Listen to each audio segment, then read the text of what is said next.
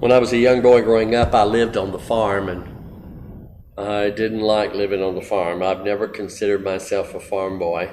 I appreciate farm life, and so many people talk about loving to live on the farm, but even as a young boy, and we had chickens, and we had our pigs, and we had our cows, and I helped go look for the cows, and I helped gather the eggs, and I watched them as they killed the hogs and prepared the meat. And of course, I enjoyed the after part, the eating of it, but I didn't like all those things on the farm.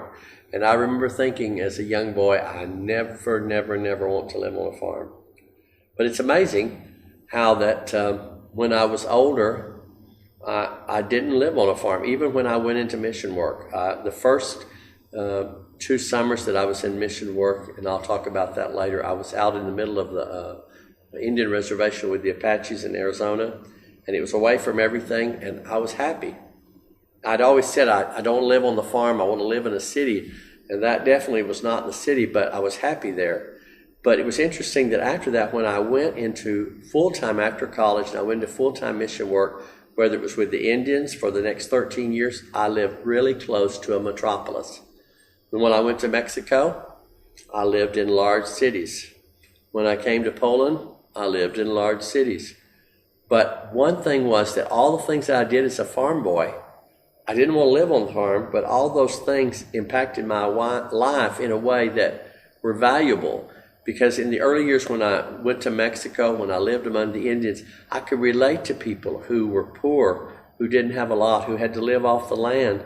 And even though I didn't personally want to live off the land as a farmer, those values and things that I had seen as a young child, I could apply them to my life, and I could relate to the people that God had a plan for me to work with. So again, God uses everything in our life. He's planning always what's going on in our life, and we're seeing everything in our life that God has a plan for. And so all those things about being on the farm, even though I didn't relate, when I went to Mexico, for instance, they were living like the places I worked outside the cities. I lived in a large city, but I spent a lot of times out in the rural area with poor people, and they did things that we did on the farm actually years before I was even. When my father and my mother talked about things, these people were still doing them, and I could relate to them because I had lived that life, or I'd been associated with people who did, and it gave me something to relate to the people that God had chosen me to work with, and I loved it. I didn't live on a farm. I lived in a city. That was my desire. But God had a plan in everything that He did in my growing up, and it made it valuable that I could work with other people.